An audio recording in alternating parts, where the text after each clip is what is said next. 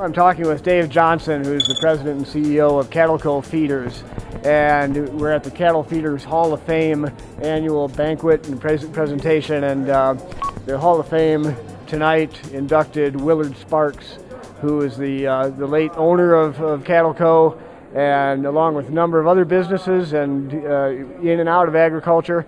But wanted to talk with Dave a little bit about CattleCo and about some of your experiences with Mr. Sparks. So I wonder if you could tell us just a little bit about the company initially. Yeah, well, the company is originally, it was started out with a feed yard we bought out of bankruptcy, southwestern Kansas, a 12,500 head yard, and that's how I met Willard. I was building a feed yard somewhere else, and we kind of exchanged ideas on how to.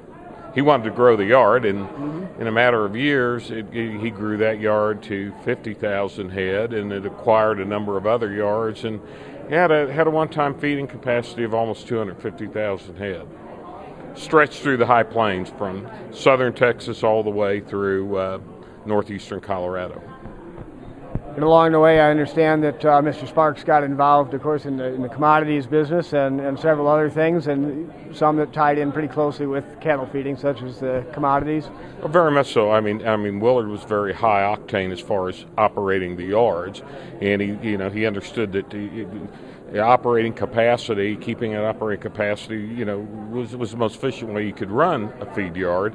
Our number one rule always was, let's do what's best for the cattle, and so that's what guided us in developing our entire feeding philosophy. But what Willard was particularly adept at, he didn't like running companies day to day. He liked for people like me to do that, which I was very fortunate. But Willard was all about risk management, and that's what enabled us to run at high speed all the time.